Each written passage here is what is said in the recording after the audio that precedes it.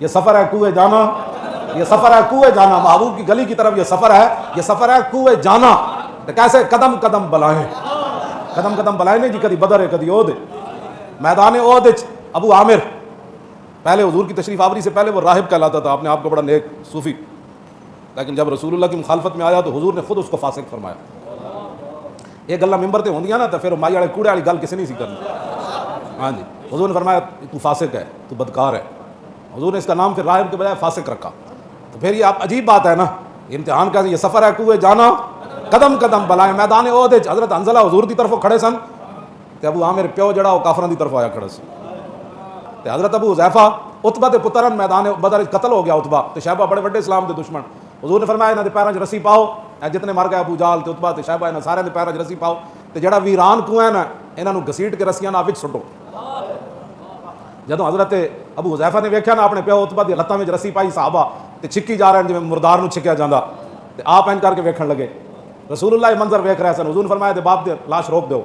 حضرت ابو حذیفہ نے حضور نے خود بلا لیا، فرمایا تانوں اپنے پیو دے مرن دا افسوس ہے؟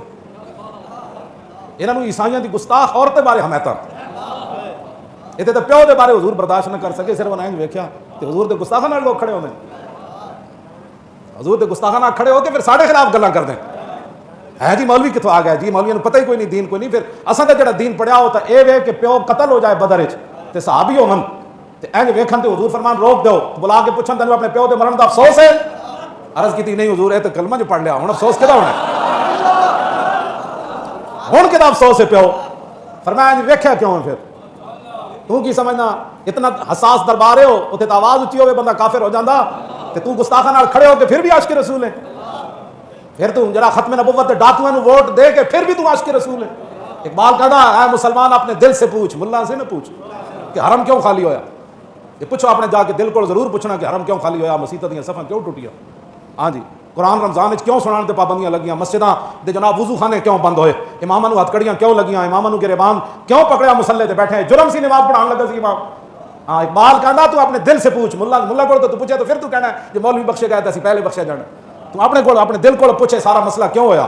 جدوں اینج ویکھیا نا تو حضور نے فرمایا ادھر آؤ، انہاں کہا کیوں تسی ویکھیا؟ عرض کیتی حضور مینوں تے مرن دا افسوس کوئی نہیں، میں تے مارن وچ خود شریک سی، مینوں تے مرن دا افسوس نہیں۔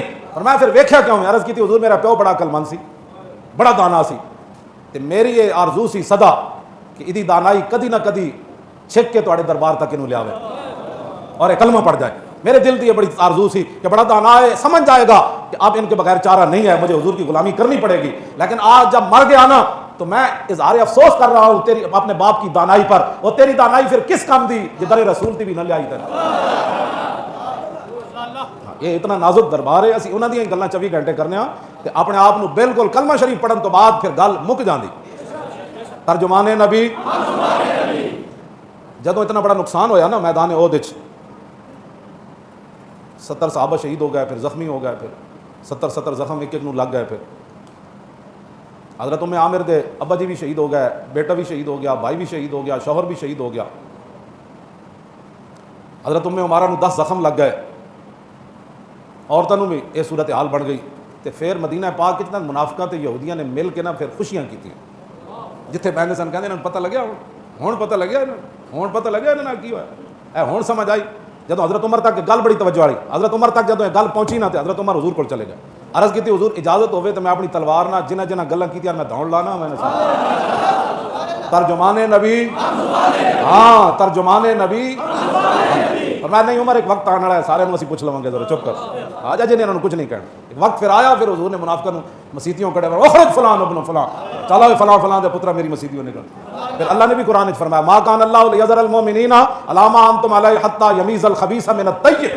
پہلے تو کٹے رہتے تھے نا، اللہ نے فرمایا اللہ کی یہ شان ہی نہیں ہے کہ غزوہ احد کی طرف جاتے ہوئے جب منافق میرے نبی کو چھوڑ کر واپس آ گئے، اب اللہ خبیث اور طیب کو اکٹھا نہیں رہنے دے گا۔ کیوں جی؟ اب ما کان اللہ کہہ دیا، آپ نے خبیث کہہ دیا۔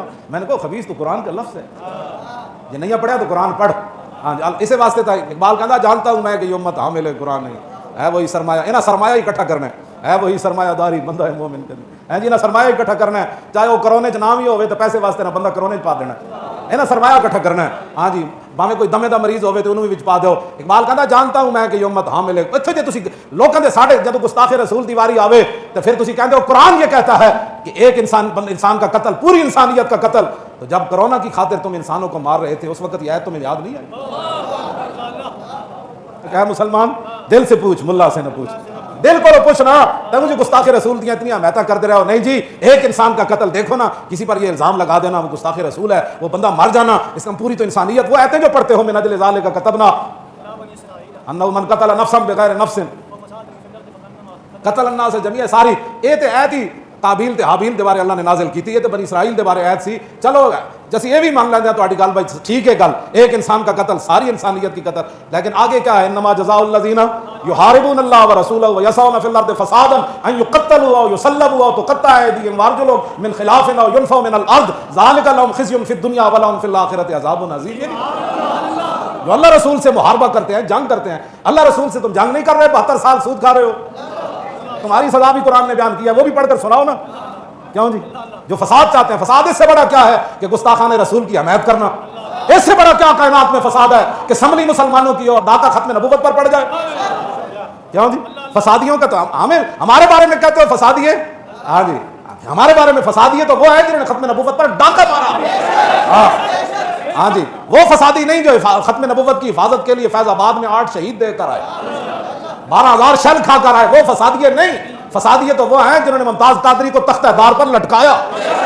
وہ فسادی نہیں تھے جو 60 لاکھ اس کے جنازے میں چلے گئے.